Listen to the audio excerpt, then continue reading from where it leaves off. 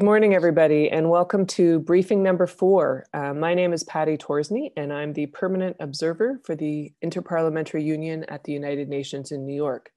The subject of this briefing is sovereign debt and the need for a sovereign debt workout mechanism.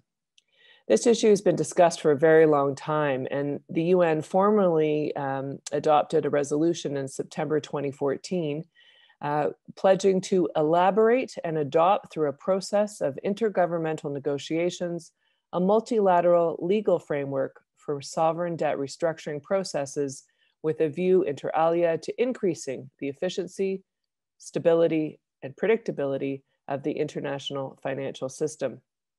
And yet, almost 7 full years later, in the midst of a pandemic where even more countries are stumbling under their debt burdens, there is, in fact, no such mechanism. In most parts of the world, companies can start bankruptcy proceedings and obtain debt relief. There are legal processes to sort through creditors and options to help the companies stay in business. Globally, for countries, there is no such workout mechanism. For countries with unsustainable debt burdens, there is no bankruptcy code, no single place or no set of legally enforceable rules to deal with sovereign debt that is owed to a large number of public and private creditors from different jurisdictions. Before the COVID pandemic began last year, a number of countries were at risk of debt default. Today, they're due to the huge costs of, due to the huge costs of COVID-19 pandemic, dramatically higher debt levels, at least 5 countries are at risk of defaulting on their debts, and many more are in need of immediate debt relief.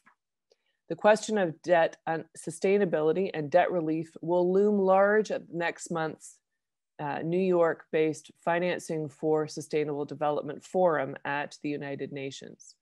So this briefing seeks to shed light on the politics and the technical aspects hampering progress so far.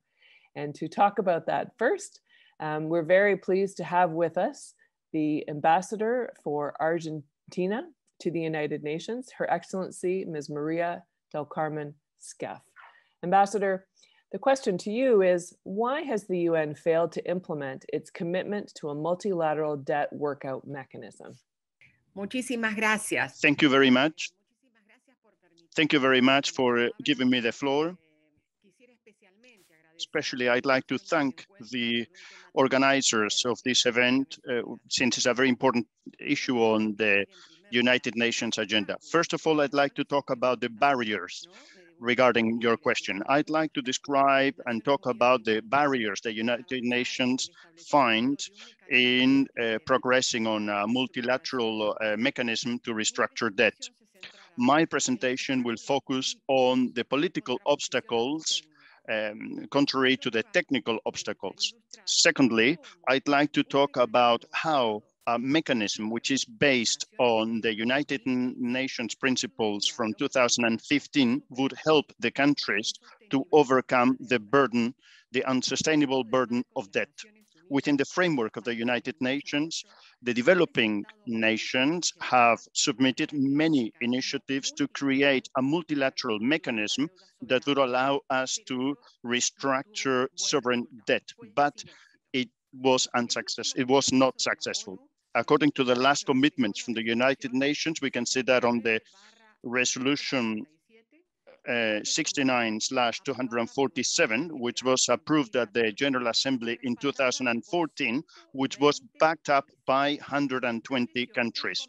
Thanks to that, an ad hoc committee was created in order to set a multilateral framework to restructure sovereign debt. Nevertheless, to date, no important advances have been made. There are 2 reasons that explain why the United Nations has not committed with its commitment to have a mechanism to restructure debt. The first reason to explain this failure is that most of the financial centers have opposed to the reform proposals of the international financial architecture. And this opposition is explained partially due to coordination problems or due to worries regarding the budget. Also, developed nations are affected by the opposition from important private creditors. And these private creditors have successfully used their financial resources and their experience in the markets in order to affect the regulations and the political results by lobbying. Equally, countries that are financially advanced have tried to protect the protection of creditors to the economy. So they have tried to avoid adopting measures that would destabilize the financial markets. So private creditors and developing nations are fearful that a restructuring mechanism that would be more regularized would encourage more countries to apply for debt relief. And it would change the conditions and negotiation conditions in favor of the countries that owe money. Bearing this in mind, developing nations are arguing that the debt issue is something dealt with exclusively by the IMF and the World Bank, two institutions in which the United States and the EU members traditionally have got a strong weight. That is, it's a bigger weight than the weight they have on the United Nations. Secondly, countries that debt money could be incentivized to abstain to support any reform proposal if they fear that if they do that, that would have a negative impact on their solvency ratings vis-a-vis the creditors. Traditionally, when it comes to restructuring mechanisms, the majority of the developing nations have had to choose between defending their interests as individual nations and the collective interest in facilitating results that are more efficient in case they don't comply with the payments. Since it's important having their short-term gains, and that is an obstacle for any initiative launched by the United Nations. And going forward, implementing solutions on restructuring the debt multilaterally could benefit states in case there is a crisis. What we see is that many still don't want to support initiatives because they're fearful that their debt cost could go up in normal times. Nevertheless, if there was a framework based on the UN principles, we could see a solution to most of the obstacles that we've seen in the recent restructuring problems. Among the UN principles, I'm going to focus on how a multilateral framework would increase impartiality, sovereignty, and the legitimacy of the restructuring of sovereign debt. I'm going to read the principles: good faith, transparency, impartiality, equity, immunity, the principle of legitimacy, the sustainability principle, restructuring by majority. These are the 9 United Nations principles. And out of those 9, I'm going to focus on sovereignty, impartiality, and legitimacy of the sovereign debt restructuring. With regard to sovereignty, the proposals to create a multilateral forum to renegotiate the debt would preserve the sovereign of the state in 2 ways. Firstly, because that mechanism would not be a judicial institution. It wouldn't be based on a treaty that would force the states to renounce their sovereignty immunity. Secondly, because it would minimize the possibility of having litigation in foreign jurisdictions, such the London or New York courts, which could be an obstacle to the sovereignty of the debting nations. With regard to the legitimacy, restructuring debt, having a mechanism here in the United Nations would help us having more impartiality, institutional impartiality. The United Nations can be an institution, an international impartial institution, in as much as the United Nations is not involved in giving loans as the privados y bilaterales o multilaterales, los tenedores de bonos privados pueden cuestionar las evaluaciones de sostenibilidad de las deudas elaboradas por el FMI o el Banco Mundial, ya que pueden temer racionalmente la posibilidad de sesgo o conflicto de intereses. Mire, yo les voy a contar algo que no es lo que tengo escrito. A mí me tocó estar en París como embajadora cuando fue la crisis de los años 2014 y 2015. Y nosotros Argentina estaba muy comprometida y tuvo que renegociar de forma muy rápida con el Club de París. Pero además teníamos una espada de Damocles, todas las embajadas, porque los llamados fondos especulativos, en lenguaje vulgar, fondos buitres, haciendo uso de este tema de renuncia de la inmunidad soberana, tenían la posibilidad de embargar las cuentas de las embajadas. O sea, nosotros no teníamos, si nosotros nos descuidábamos, no teníamos posibilidad de funcionar en el exterior. A ese nivel llegamos. Y era muy difícil el manejo para evitar que lo que nos permite pagar la luz, pagar los alquileres, pagar los servicios o movernos. Era muy difícil poder gestionar ese dinero y que ese dinero no fuera tomado por los fondos especulativos. Realmente, Argentina, quizás desde 1819 hasta 26, donde Bernardino Rivadavia contrajo el primer empréstito grande con la Baring Brothers, ha sido un país que cíclicamente vuelve a endeudarse. Pero también es cierto que siempre paga. Y siempre pagamos más. Esta es la verdad. Y eso se siente al interior de mi país. Pero bueno, creo que técnicamente era lo que ustedes me pedían con respecto a las preguntas, con respecto a ONU.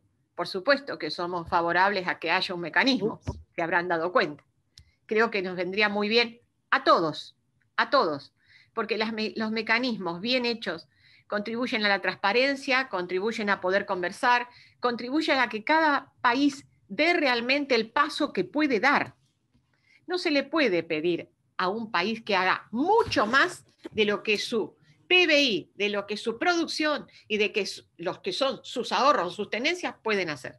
Es imposible, no lo va a hacer. O lo puede hacer una vez y no la segunda, la tercera o la cuarta. Entonces creo que el mecanismo sería realmente una solución para este problema. Bueno, les agradezco mucho y seguimos entonces. Gracias. Muchas gracias, and thank you, Ambassador Scaff, for laying out this very helpful process. Someone's got their computer on not mute. Let me just find them. If I can encourage everyone to mute, it's quelqu'un qui parle français. I'm just trying to find them. We can hear you in French.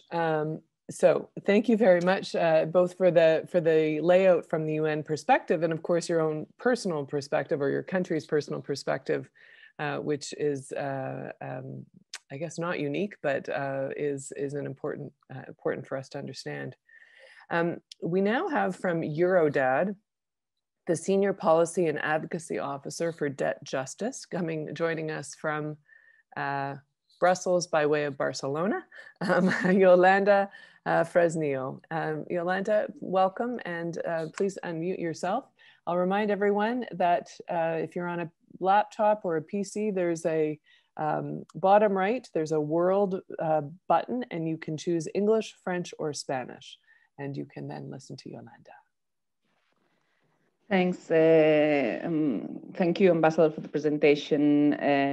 Thank you, everyone, for participating. And And thank you for inviting me and Yuridat to this very, I think, timely and key discussion. We've been having the discussion on sovereign debt restructuring frameworks for a long time, even before 2015. I've been in the debt social movements since the 90s, and this has been an issue on the table like forever.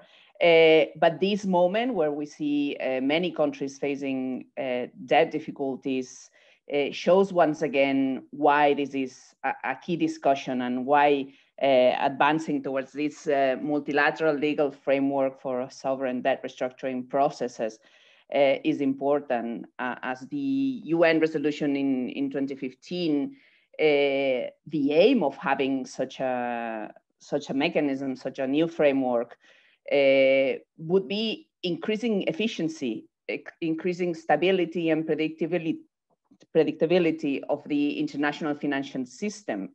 This hasn't succeeded so far, as the ambassador suggested, mainly due to the opposition of creditor countries, particularly Paris Club countries.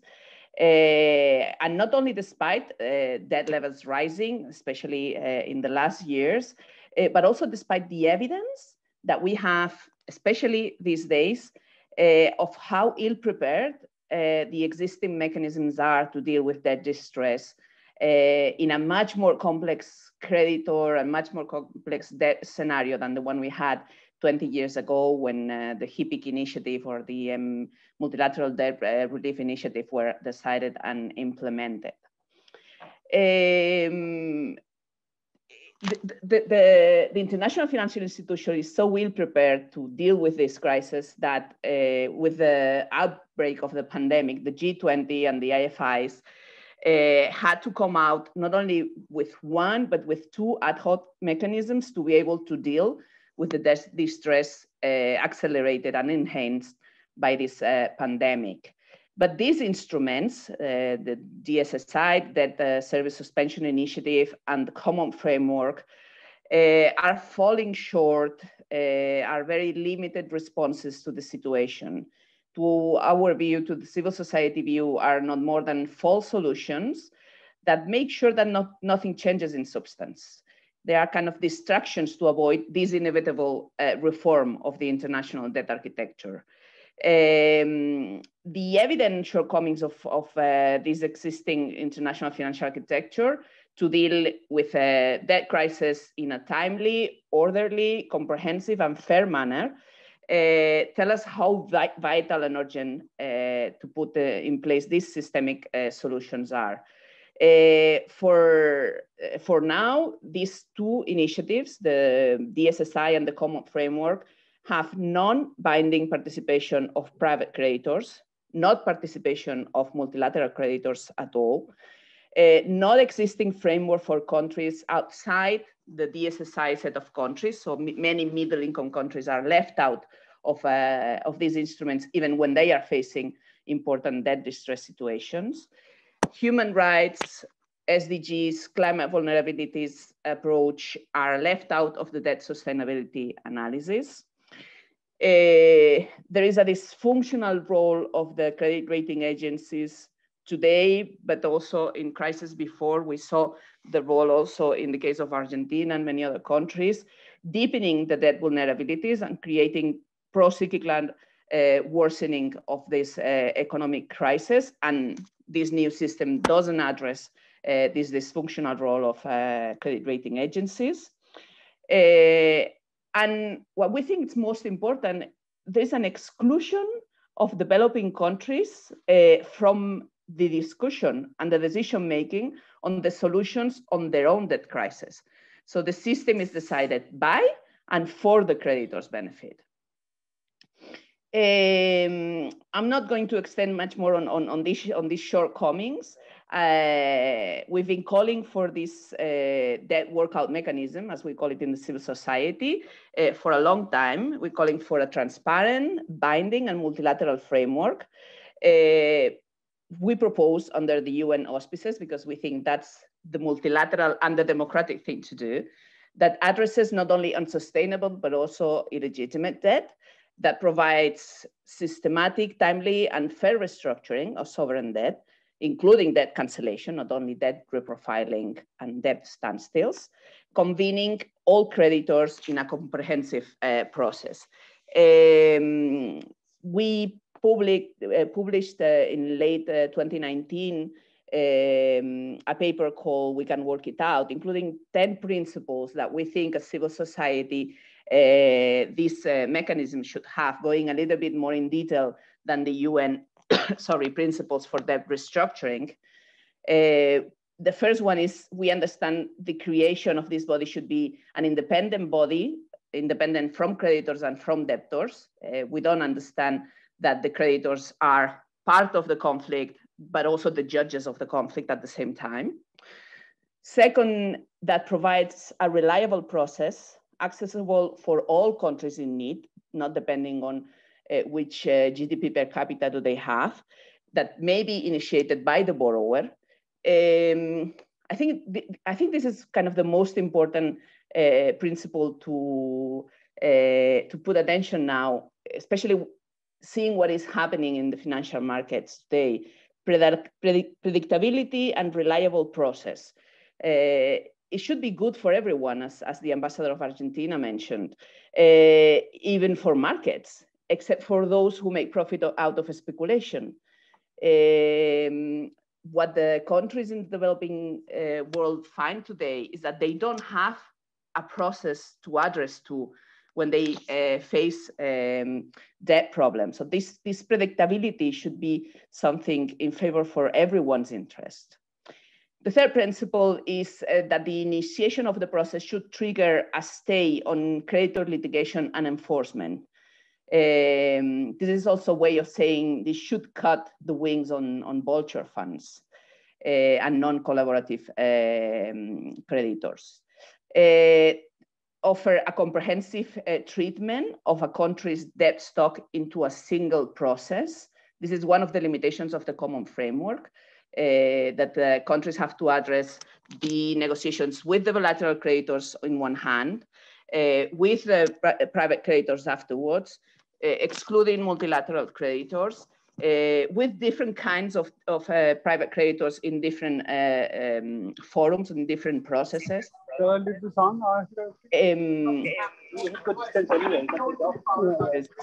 just opened the mic, sorry. The fifth principle is that it should include participation of all stakeholders. And for that, we mean also civil society. Civil society should have a say in these processes in terms of protecting human rights, protecting SDGs, protecting gender equality. And therefore propose an independent assessment on debt sustainability. We understand that the debt sustainability should put human rights, SDGs, climate vulnerabilities, gender equality at the center of the analysis. Respect for international human rights law, realization of international development commitments. The ninth principle is transparency. Negotiations and their outcomes must be made public. This is a call that many IFIs are making today for transparency. We think we ask for more, not just transparency on the data, but transparency also on the processes, something that we don't have with the common framework. And finally, enforceability. So all parties must respect the decisions of this independent body. We know this is difficult.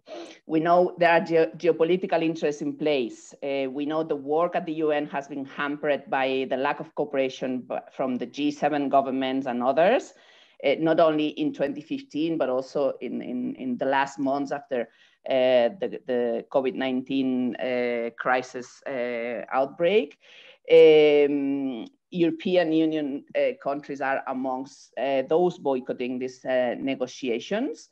But it's clear to us that those holding the power, mainly Paris Club, are unwilling to relinquish this power. They had to relinquish a little bit of power, having to coordinate with China, given the importance of the country as a creditor, but found a safe space in the G20. yet another exclusive membership club dominated by lenders. So decisions are still being made in the name of developing countries without developing countries in the discussion table. I'm gonna finish just with one sentence that the Director General of the WTO said on Monday at the high-level meeting of the UN on debt architecture precisely. She said, lost decades are a policy choice. So not advancing towards this is a policy choice that is condemning millions to poverty. Thank you. And sorry for the time. No, Yolanda, it was very helpful. And to have that latest update from Monday is very, very helpful. We now will hear from Stephanie Blankenberg, who's the head of Debt and Development Finance branch within the Division on Globalization and Development Strategies at UNCTAD, the United Nations Conference on Trade and Development. And Stephanie, just before you start, you're joining us from Geneva. I'll make sure everyone knows that there is interpretation on their machines in English, French, or Spanish. We have at least one hand raised. In the chat, you should have access to some of the documents that Yolanda has referenced, and Stephanie has posted some links there as well. We will have about 30 minutes for questions and answers once we hear from Stephanie. So Stephanie, over to you. Okay, thank you very much. Thank you for the invitation, and hello. Good morning, good day, good evening to everybody present here.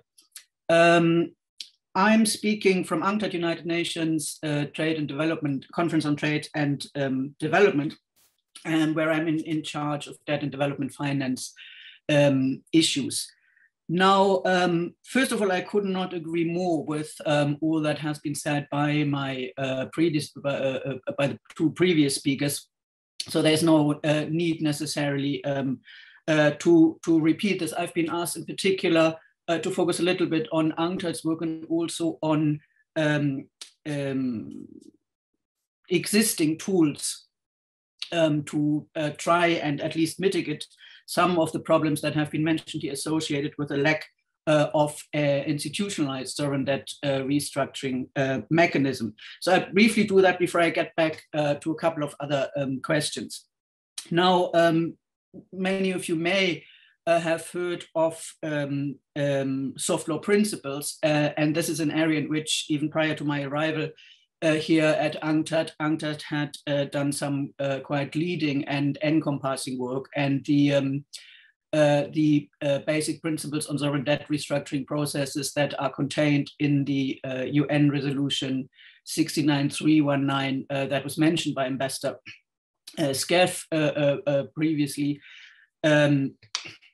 was worked out, and in the mention it had a committee with the assistance of UNCTAD. So quite a few of those principles actually come out of earlier work that did two things. On one hand, there are the UNCTAD principles on promoting responsible sovereign lending and financing that really are principles worked out on the lender side and on the borrower side for debt crisis prevention primarily. They very briefly mention sovereign debt restructuring, but they really principles, a range of principles that should be taken into account when entering into debt contracts with a view to preventing debt crisis. And secondly, in 2015, in the middle of this UN process that has been mentioned, UNCTAD also published the guide and roadmap to sovereign debt workouts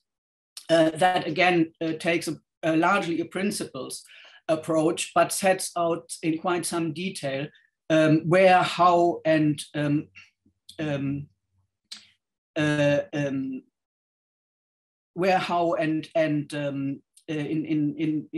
under which kinds of rules decisions on sovereign debt restructuring should be taken.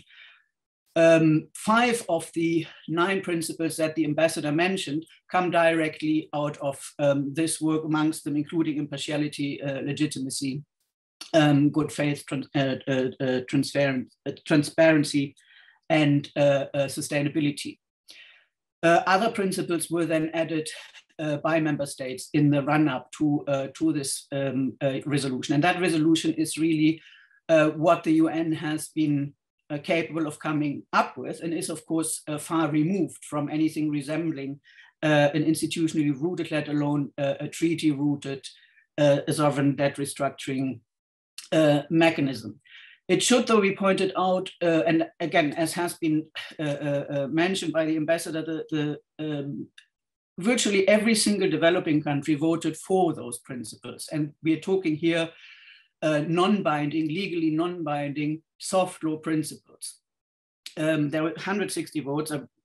2 smaller developing countries abstained. 41 countries, almost all except for those 2 developing countries, advanced countries abstained, and 6 all advanced countries objected. That still doesn't mean, of course, that there is a very vast majority of countries that have voted for this.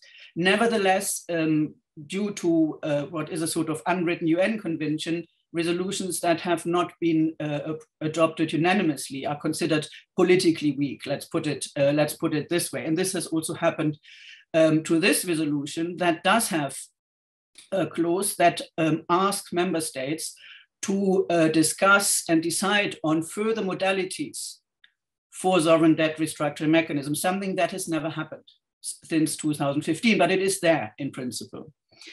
Now, to briefly return to non-binding soft law principles, as I said, these are there. There have been has been quite an inflation of those in different contexts in the G20, even by the Institute of International Finance in the context of mechanisms and approaches to sovereign debt restructurings and to sovereign debt contracting. But these remain the most encompassing in-depth research with the support of academia through many years, principles in this regard. They have also been consulted with the IFIs, with civil society, and with over 70 member states in the process. So they do constitute a body of work that is useful, but how can countries actually make use of this in the absence of progress within the UN towards a sovereign debt restructuring mechanisms? Now, we did run a relatively small project with 5 countries that tried to help, in particular, poorer developing countries to assess institutional gaps for the implementation of those principles. So what does it mean to have a set of principles in front of you? How do you actually implement them? How do you operationalize them? So there have been on-the-ground projects trying to support countries in making institutional, organizational, legal changes that help implement those principles.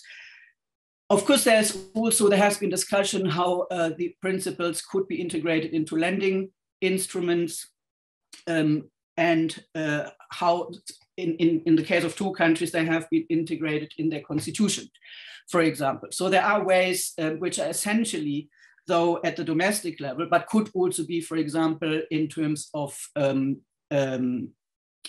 organizations, creditor organizations, firms, in terms of codes to be followed when engaging in sovereign debt restructurings. These discussions for creditor committees, for example, these discussions have all been had, but of course the fundamental problem that is there is that, and as you're probably aware, for example, in the case of anti-vulture fund legislation, there has been progress made with the Belgian legislation, to some extent the UK Debt Relief Act of 2010.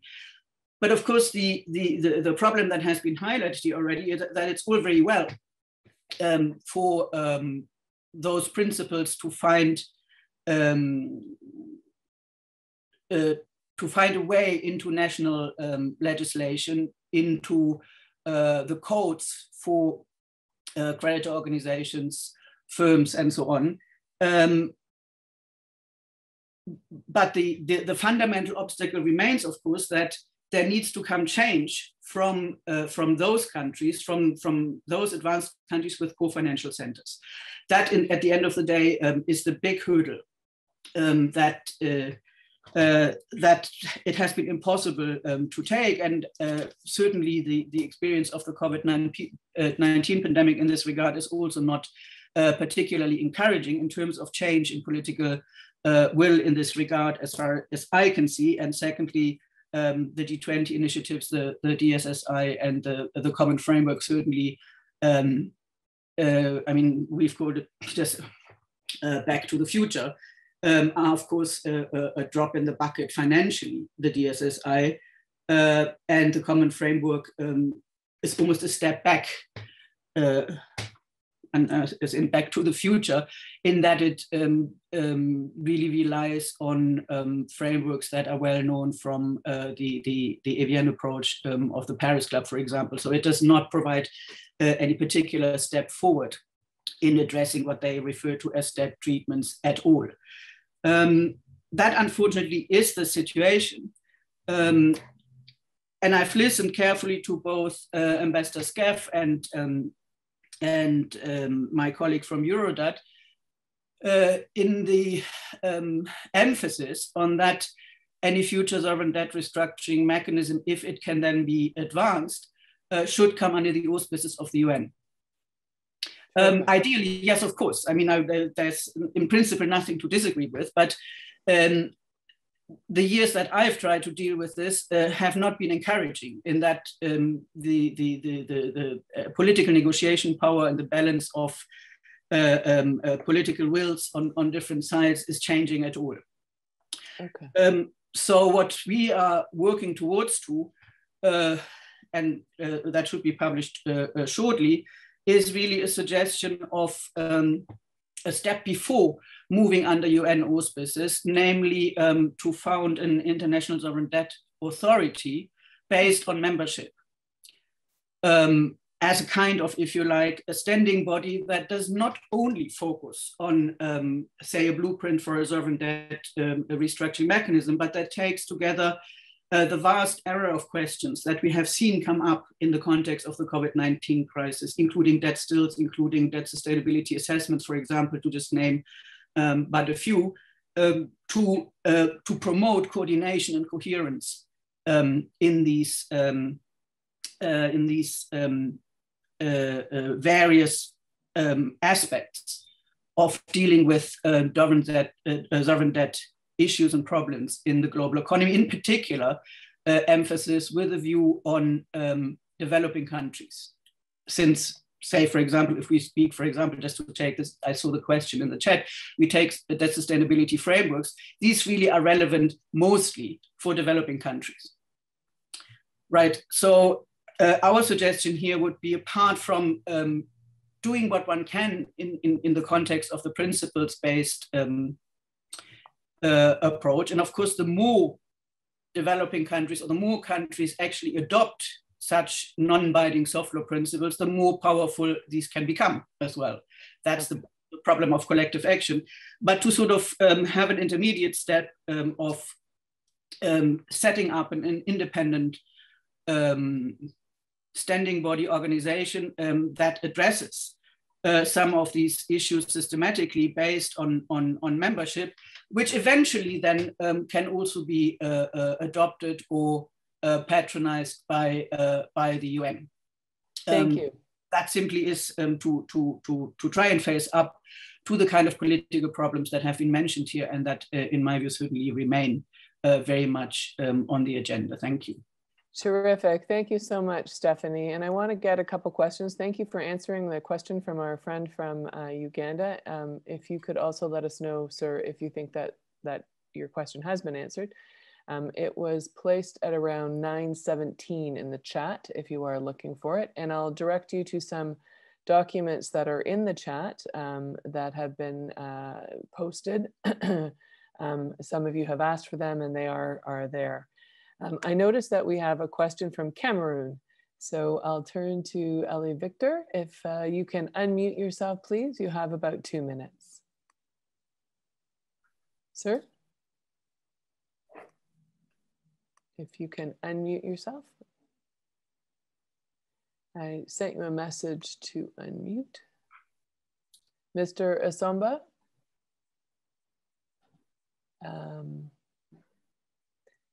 If I can just, oh, there you go. Welcome. En français ou en anglais? Monsieur Asambo, vous avez la parole. Sir, you have the floor. Your microphone is open. Did you wish to raise a question, sir?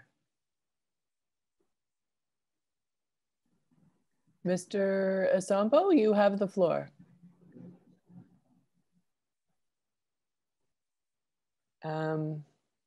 Okay, maybe I'll come back to you. I think there's someone in the room with you who might be able to help, but you do have the floor if you wish to speak, sir. Okay, I will turn to my colleague, Alessandro Motter, who's our economic advisor at the Inter-Parliamentary Union. Good morning. I have a couple of questions for whoever can answer. Maybe the ambassador first.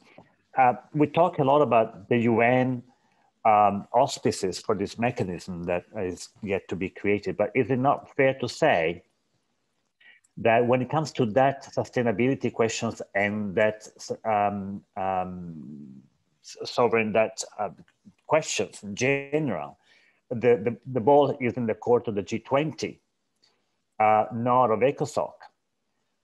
So it seems to me that we have a problem with jurisdiction already in identifying is the UN really in charge of this dossier, as opposed to the G20, which is, you know, although there is some developing country participation, it is still the club of the developed countries. Secondly, if anyone here could maybe tell us if there is anything similar already in the UN system, as far as you want to go with it, similar to the mechanism that is being envisaged here under GA resolution that could serve as a model. All I can think of is, in terms of an international decision-making authority, is the court of the WTO for, you know, the arbitration court for trade disputes. But I cannot, and that has some limitations too. So if there is some other better example of a mechanism that has shown to work in addressing this aspect of multilateralism. And then maybe to Stephanie, the principles, well, it's not clear to me from your introduction who is actually monitoring their application, and if there's any sort of sanction that is available within the system for those who completely disregard the principles. Thank you. Thank you. And I note Stephanie has posted a document from the UNCTAD website that you may be interested in. I'll just try to check if our friends from Cameroon are able to, s'il vous plaît. Monsieur Asambo doesn't have sound. Can you hear me now, sir?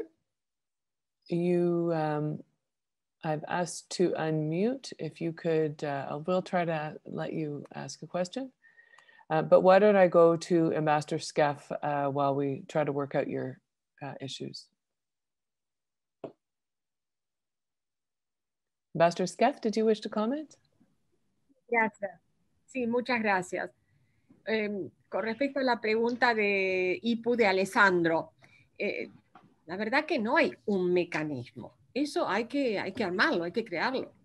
Lo que les puedo comentar es que el último, hace muy poquito, hace pocos días, el 29 de marzo, tuvo lugar una reunión de jefas y jefes de Estado, era ese nivel, sobre la arquitectura de la deuda internacional y la liquidez, que fue convocada por el secretario general Guterres y por dos países, que era el señor Trudeau, ¿no es cierto?, el primer ministro de Canadá, y también el primer ministro de Jamaica. Y allí hubo oradores muy interesantes, además de los presidentes que de por sí tienen la responsabilidad y la importancia. Y en realidad el secretario general se refirió más que nada a la reasignación de los derechos especiales de giro no utilizados, se refirió también a extender la iniciativa de suspensión de los servicios de la deuda del G20 hasta el año 2022, incluso ampliarlo para incluir a todos los países de ingresos medios vulnerables y a los muy endeudados que además están afectados por la crisis del COVID, ¿no? Tuvo algunas partes muy fuertes en el sentido de decir que se está corriendo el riesgo de perder o de llegar a una situación post-pandemia al estilo de la pasada en la Gran Depresión. Pero digamos, no hubo de ninguno de ellos, habló la señora Cristalina Georgieva del Fondo Monetario, habló Gurría de la OCDE, habló también la directora de la Organización Mundial de Comercio,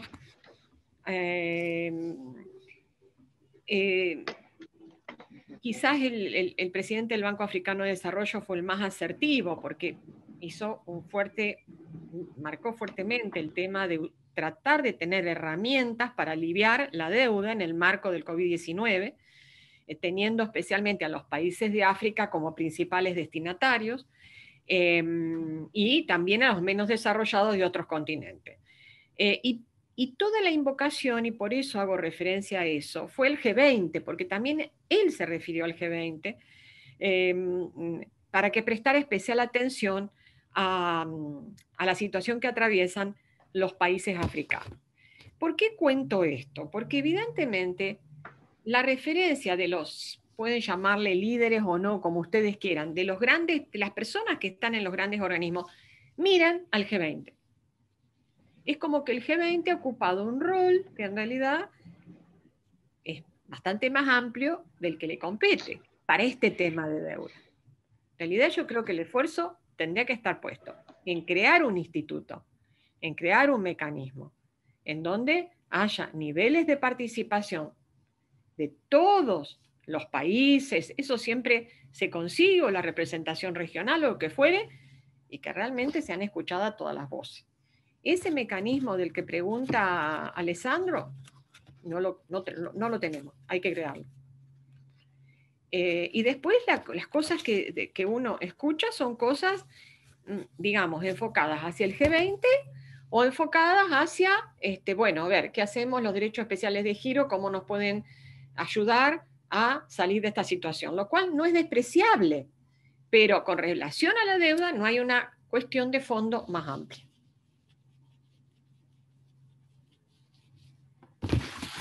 Perfect. Yolanda, did you wish to comment? Yeah, just very briefly on the issue of the G20, as the ambassador of Argentina mentioned. I mean, the G20 has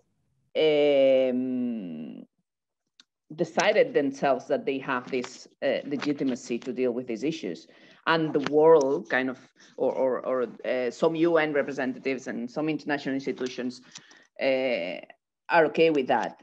Mainly because China is in the G20, because if we recall, before the 2008, it was the G7 who was dealing with these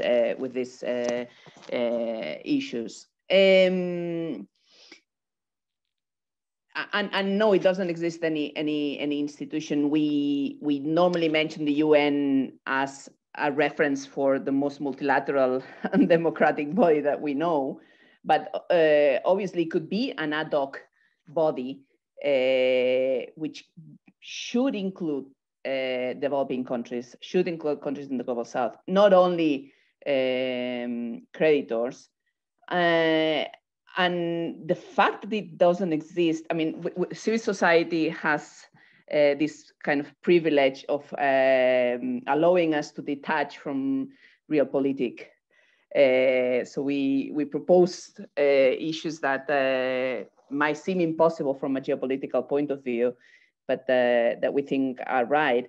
And the same we are proposing to create a multilateral body, and we normally say multilateral framework, and sometimes under the auspices of the UN, and sometimes we just leave the UN auspices out of the proposal, but multilateral body, meaning everyone on the table. We're proposing the same for tackling illicit financial flows. with the idea of a UN tax convention that addresses tax-related illicit financial flows, because it doesn't make sense that it's the OECD dealing with tax issues, because it's a global problem. So probably we don't have a reference in a body saying, yeah, we want this to work the same as that other body, but that shouldn't stop us from promoting it. And if with this discussion, we get something a little better than the common framework and a little more democratic and a little bit more representative than the G20, then we will be winning something. Maybe we don't get this ideal that we're asking for, but I think we need to put this on the table, because the decisions that are being made today are being made in the interest of the creditors. The discussions that are having this week around the continuation, the extension of the DSSI and the implementation of the common framework, they don't have into account the interest of the developing countries. And they are excluding millions of people from those solutions by excluding middle-income countries. Thank you, Yolanda. And Stephanie?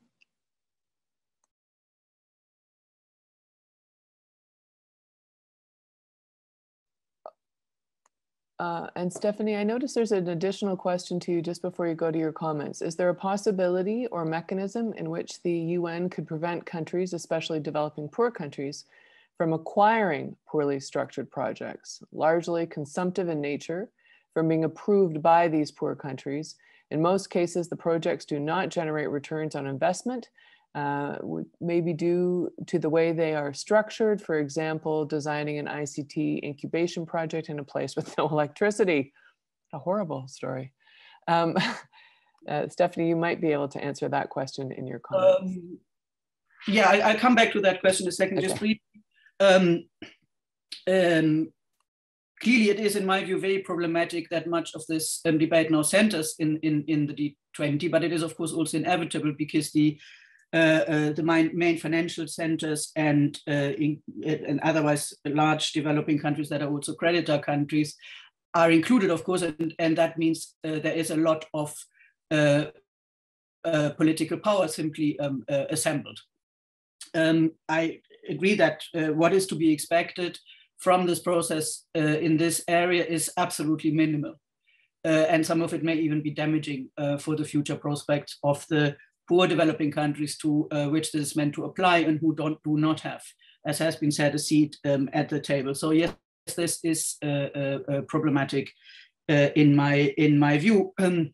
But another mechanism, a mechanism of arbitration, say, for example, of course, we don't have, Alejandro, that is something that would have to be assembled. And our proposal in this regard is in particular to start off with an institutionalized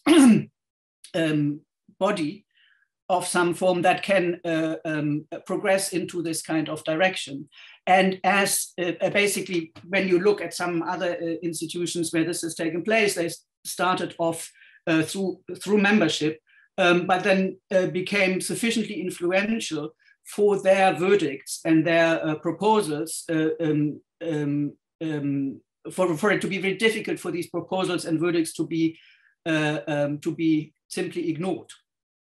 And that then leads to perhaps a political process that will be more sustainable. It is, of course, it is always going to be difficult, since any kind of engagement, in particular by developing countries, with anything that seems to go against creditor interests, in particular the interests of large creditors, is risky for developing countries. It can immediately lead to reactions through credit rating agencies, but also in other ways that make their access to international financial markets more difficult.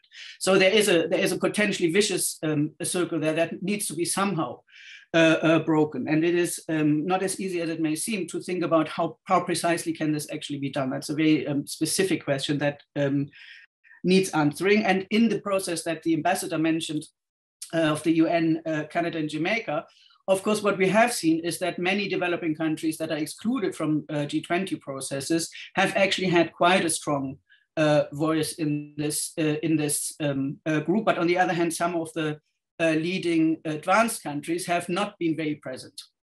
So again, you face that problem that many very interesting and very important discussions have been had there, but how can this be taken forward institutionally to have an impact? Now, in terms of principles, the soft law approach, no, of course there is no centralized mechanism to monitor the implementation, precisely because they are non-binding.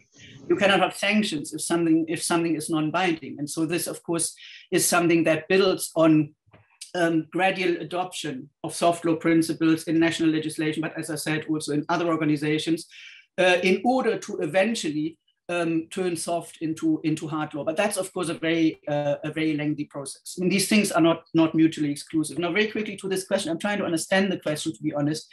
Can the UN prevent countries from acquiring poorly structured projects? No, of course not. It can. That's the simple answer for this. The UN's role is not to dictate, let alone to developing countries, which projects they should adopt or not.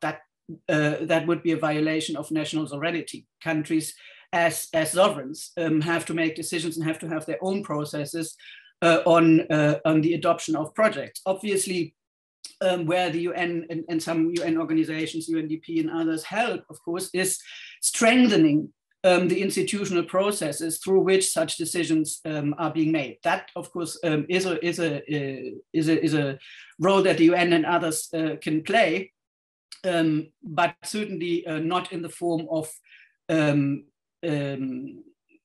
prohibiting, if you like, certain projects to go forward if at the national level it has been decided to go forward with this. The real issue here often, and in this the ICT incubation project, etc., is of course that the real power balance that is at stake here often is between governments and large corporations, right? And this is of course something where, I mean, say for example what Yolanda Fresnillo mentioned, there are attempts to establish within the UN multilateral fora that look, for example, at taxation issues and so on and so on. Attempts in the UN that go back actually to the 1970s to provide rules against abusive business practices. This set of rules and regulations exists within the UN, dates back to the 1980s, for example. So in this sense, yes, there can be some influence, but not in the sense of stopping specific projects, in my view. Thank you. Thank you so much, Stephanie. And thank you to all of you for your participation this morning. I noticed that we are heading slightly over time and our interpreters have said that they can stay for a couple of minutes. Everyone is reminded that they have the opportunity to engage with their foreign ministers and finance ministers in advance of the April 12th to 15th meeting that will take place in New York on financing for sustainable development. That forum was delayed last year because of the pandemic, but it is going ahead on the 12th to the 15th. And that should be covered on the UN Web TV Live. There should be some way that you can participate in some of those meetings. There have been a number of documents that have been posted by our panelists in the chat. And we want to make sure that we thank you, Stephanie Blankenberg, and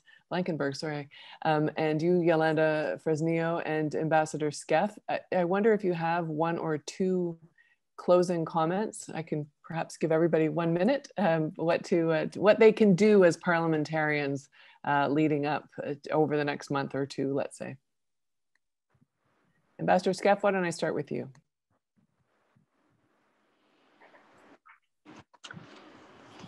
Parece que el rol de los parlamentarios puede ser muy importante. En realidad yo creo que hay que seguir creando conciencia. Tanto Stephanie como la señora Fresnillo han sido muy claras en todas las cosas que han dicho y con un enfoque más amplio que quizás el de un Estado miembro como es en el caso nuestro, ¿no? El caso de Argentina. Pero realmente yo creo que que el nivel de los parlamentarios y la llegada de los parlamentarios a distintos grupos de interés y la voz que puedan tener para la construcción de un mecanismo puede ser vital. Porque incluso algunos países, cuando se piensa en crear un organismo nuevo o un ente o un grupo ad hoc, incluso algunos países tienen sistemas jurídicos un poco complejos y necesariamente algunas cosas deben pasar por los parlamentos. Entonces, la voz de parlamentarios es realmente muy importante. Yo creo que aquí se han dicho algunas cosas que desde lo coyuntural, como por ejemplo la necesidad de extender y expandir la DSCI más allá del 2021, dar mayor margen de liquidez, aumentar las asignaciones de los DEG, hasta poder contribuir a un grupo, ya sea ad hoc, como dijeron las señoras que conversaron sobre el tema, como la Argentina propuso en 2014, pero algún ente especial que trabaje estos temas, creo que va a ser fundamental la voz de todos, pero la voz de los parlamentarios es una voz, digamos, con una fuerza especial y muy, muy importante para cada uno de los estados, ¿no? Sociedad civil, yo digo, sociedad civil siempre empuja, y es muy bueno que así sea, pero ese empuje en algún momento lo tienen que tomar las instituciones, ya sean las estatales o ya sean las multilaterales, pues si no lo toman, es un embrión muy fuerte, como un salto al vacío, digamos. Entonces, del otro lado tiene que haber quien tome esto, ¿no? Y creo que en ese sentido los parlamentarios tienen un rol fundamental. Terrific. Thank you so much, Ambassador. It's music to our ears that you say parliamentarians need to become aware. That's the purpose of these meetings, and they do have the potential to have influence. I do note that there is a question in the chat about the importance of questioning or wondering for an answer if it's important for a country to be monetarily sovereign, to have its own central bank and to be indebted in its own currency. And I'm not sure if Stephanie might be able to answer that when I give her the floor in a couple of seconds. But Yolanda, for a closing comment from you. Yeah, we have another question about the negative influence of China across Africa and the Caribbean. Those are very difficult questions. Well, not yes. difficult, but long to answer. Yes. But on the role of the parliamentarians, I think I'll focus on two issues. One is compelling your governments to speak up in these international forums, and especially in the upcoming Finance for Development Forum. The outcome document is being negotiated right now. And for the moment, it includes the possibility of a sovereign debt global forum, which for us could be a first step for a discussion on advancing towards this multilateral debt resolution framework. As civil society, we have tried to include words specifically on a new framework on that outcome document. But I think it's important that we speak up and your governments speak up and your negotiators speak up in this forum. And the second is promote legislations against vulture funds and non-collaborative agents. I think this is an issue, this is a role for parliaments, for local parliaments, national parliaments. There are some examples like Belgium or France.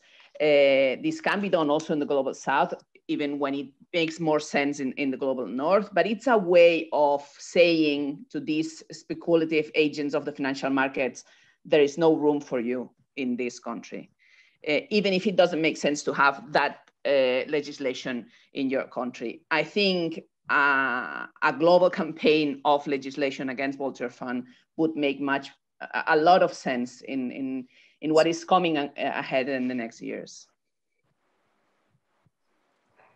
Terrific. And I know we have several big questions put and comments put in the chat. Unfortunately, we're not going to be able to get to them. But Stephanie, but I appreciate you guys who are trying to get in under the wire there. Give him an inch. Stephanie, I wonder if you can make some concluding comments. Just very briefly to support what both Yolanda Fresnillo and Ambassador Squaffer said in terms of the role of parliamentarians. I think I don't want to repeat it. I couldn't agree more. I think it's very important. And for example, for the promotion of the UNCTAD principles, we regularly work with parliamentarians in particular. This is also an example, just as anti-vulture fund legislation is an example where parliamentarians can be very influential. Another example, though this is more complicated, but we've often been asked about this, and there was a question there as well, is, what alternatives are there to IMF World Bank debt sustainability assessments? And the answer is there are no universal alternatives, but there are of course alternatives at country level. And there is another question relating to this, where, for example, an important question without which it is impossible to answer what public and external debt might be sustainable, is of course how should fiscal sustainability be defined? What constitutes a primary fiscal surplus that is acceptable in a country, not only in economic terms, but also in socio-political terms, for example. And this is just an example where certainly parliamentarians' roles could be are very, very valuable and very important. Very quickly, the other question was on monetary sovereignty, right? Well, yes, of course. I mean, these days, almost all countries have their domestic monetary system, including usually, with very few exceptions, the central bank. But for developing countries, the problem is, of course, that, and that we have seen this in the COVID-19 pandemic very, very clearly, that having a national monetary authority does not equate with complete control over your fiscal space differently from advanced countries, simply because most developing countries have to earn foreign exchange. They have to pay many of their transactions in non-domestic currencies, and that is in a handful of international lead currencies. That means that fiscal spaces, even where one has central banks, will be limited, and most developing countries cannot just start printing domestic currency without immediately running into problems of inflationary spirals, currency depreciations problems, and massive macroeconomic imbalances if they did that. This is the one of the biggest constraints, and just to sort of highlight it, as one recent report by INET based on IMF figures, Institute for New Economic Thinking, made it clear in the COVID-19 pandemic, so far, advanced countries have spent about 9,300 roughly US dollars per person on expenditures to fight the pandemic, both health-wise as well as economically. And you know what that figure is in least developed countries? $17 per person. That describes the difference in fiscal space. So we're not talking about something marginal here, and no amount of monetary sovereignty, so to speak, can change that at present. Thank you very much, Stephanie, and thank you, Yolanda, and thank you, Ambassador Skeff. It's been terrific to have all of you here. My colleague Alessandro Motter in New York has put up this idea, and these briefings are a really important opportunity for us to raise awareness. We encourage you to keep an eye on the ipu.org website under events. We hope to be able to have this recorded and posted to our website, and you're welcome to contact us at ny-office@ipu.org if you have any questions. And hopefully we certainly do have references already up on the chat for those of you who are interested, both from UNCTAD, from the UN General Assembly, and all of you are encouraged to engage with your finance ministers and your development ministers, and and make sure that we're and foreign ministers on track on this, and that your views, the views of the people, are represented. So stay with us for future events like this. And if you have ideas of other issues you'd like to have us cover, we're trying to do 6 of these briefings a year, and we're really pleased to have terrific support from ambassadors, from the UN system, and from NGOs, in making sure that we can deliver really quality product to all of you. And thank you on the last day of March to have such talented experts is really terrific. So thank you, and wishing you all a good holiday if you are celebrating something this weekend and this week, and I guess next month with Ramadan. So to all of you, thank you for joining us from as far away as South Africa and Zimbabwe, and as close as a couple miles. There's a Canadian MP was here from just a few miles away from me. So take care, and thank you all very much, and thank you for your support. Again, Ambassador Stephanie and Yolanda. Thank you, everybody. Muchas gracias. And thank you to Laura and Ricardo for staying a little bit extra as our interpreters. Take care. Bye-bye, everybody.